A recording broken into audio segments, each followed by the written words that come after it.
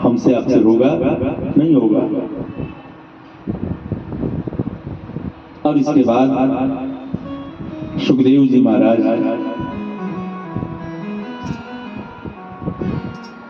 परीक्षित जी को सद्योक्रम मुक्ति क्रम को बताया महाराज। मान लीजिए दिल्ली जाना हो और ट्रेन आप पकड़ेंगे तो 12-14 घंटे लग जाएंगे। देवरिया से जाना हो तो लगेगा कि नहीं लगेगा, और फ्लाइट से चले गए तो जल्दी पहुंच जाएंगे, 2 घंटे में चले जाएंगे। ये सद्यो मुक्ति है महाराज। और रेलवे वाली जो व्यवस्था है क्रम मुक्ति है। देवरिया से आगे जो स्टेशन पड़ेगा, चाहे गोरखपुर रुक जाए, गोंडा रुके, बस्ती रुके, ये रुकते रुकते महाराज गाड़ी जाएगी। लेकिन जल्दी जाना हो तो सबसे ज्यादा सुविधा फ्लाइट की है। तो क्रम बताया मुक्ति का, किस किस क्रम से मुक्ति मिल सकती है। मोक्ष नहीं बताया। परीक्षित जी महाराज एक एक करके प्रश्न पूछते गए। सृष्टि का विस्तार पूछा, जो कुछ भी इस धरा पर चर अचर दिख रहा है ये सब भगवान के द्वारा बनाया गया है। मन भगवान के नाभि कमल से ब्रह्मा जी की उत्पत्ति हुई और ब्रह्मा जी चारों तरफ देखना चाहे। 4 मुख हो गए ब्रह्मा जी के। चारों तरफ जब ब्रह्मा जी ने दृष्टि डाला तो देखे कि केवल जल ही जल है। तो उस कमल के नाल में प्रविष्ट हो गए और नीचे की तरफ बढ़ते चले गए। उसका अंत नहीं मिला महाराज। क्यों? जानने के लिए कि यदि मैं हूं तो मुझे जन्म देने वाला कोई होगा।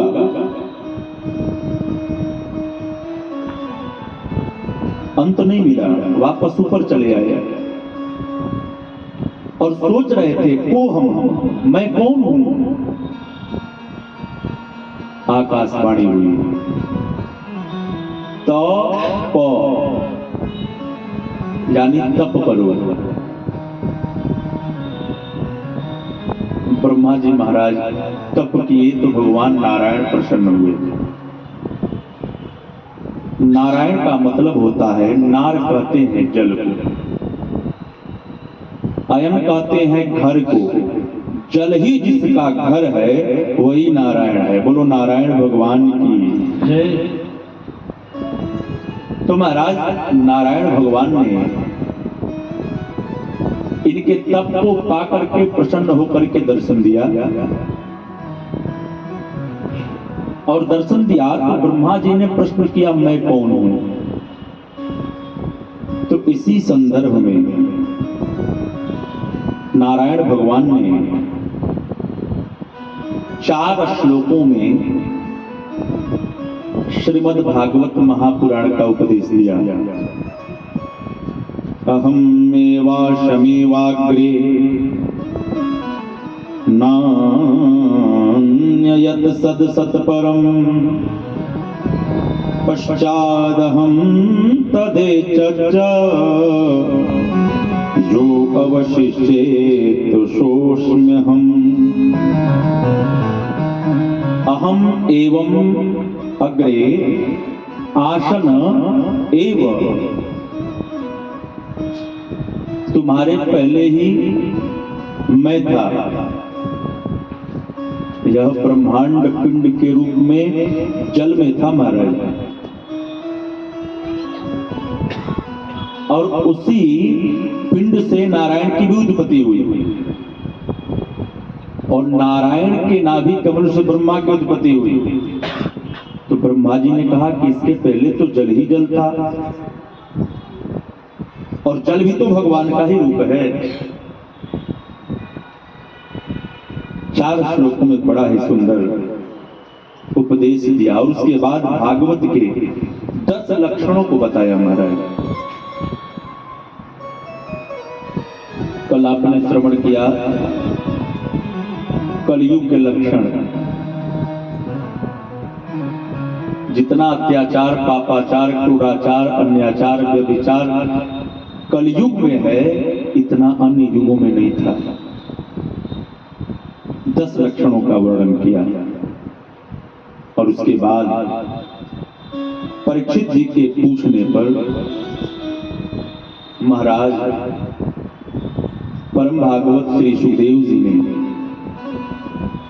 विदुर जी का पावन चरित्र श्रवण करवाया। यदा तु राजा स्वसुतान् साधुन् पुष्णन्न धर्मेण विनष्ट दृष्टिः भ्रातुर्यविष्ठस्य सुतान् विबन्धुन् प्रवेश्य लाक्षा भवने ददाह। सुखदेव जी कहते हैं राजन, ये उस समय की बात है जिस समय राजा धृतराष्ट्र बिल्कुल अंधे हो गए थे महाराज। बिल्कुल अंधे कैसे? प्रत्येक व्यक्ति की 2 आंखें होती हैं। ऐसे बोले तो 2 आंख तो सबके सामने दिखाई दे रही है, लेकिन एक बाहर की आंख और एक अंतःकरण की आंख। लोग कहते हैं अरे थोड़ा सा अपने हृदय में तो झांक कर देख लेते, मैंने तुम्हारे साथ जीवन भर उपकार किया और तुमने एक बार उपकार करने का अवसर मिला तो धोखा देगी। 2 आंखें होती हैं महाराज। एक आंख तो जन्म से ही चली गई और दूसरी आंख पुत्र के मोह में विनष्ट हो गई है महाराज। विदुर जी धर्म के अवतार हैं और आपको बताऊं, धर्म दृष्टि देता है और अधर्म अंधा बनाता है।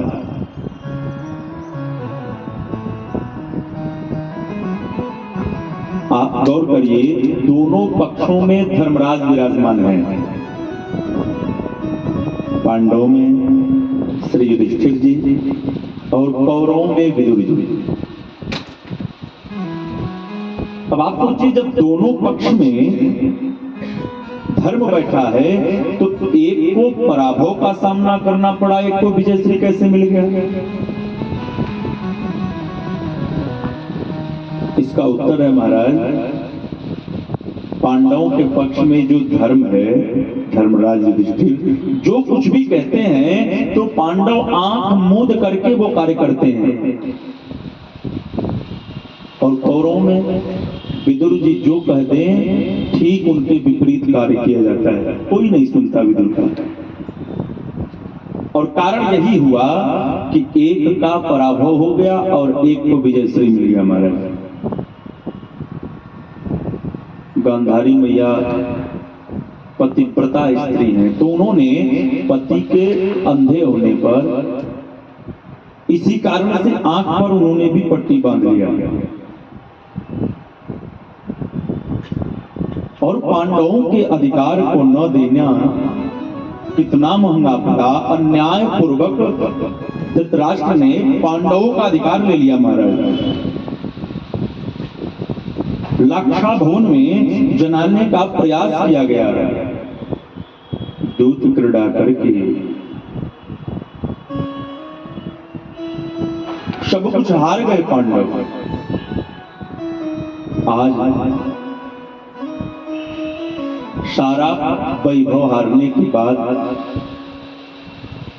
मैया द्रौपदी को भी हार गए हैं। दुशासन भरी सभा में निर्वस्त्र कर रहा है, तो मैया द्रौपदी ने किसी और के भरोसे नहीं रही, क्योंकि देखा पांडव बैठे हैं, 5-5 पति हमारे हैं, लेकिन कोई मेरी रक्षा नहीं कर रहा हमारे। द्रोणाचार्य, कृपाचार्य, भीष्म पितामह, कौन नहीं बैठा है सभा में, लेकिन कोई कुछ नहीं बोल रहा। तो उसके बाद मां क्या करती थी? मां ने सीधे अपने भाई को याद किया। क्योंकि जो भगवान है महाराज वो कभी भी अन्याय के पक्ष में नहीं रहते, न्याय के पक्ष में रहते हैं।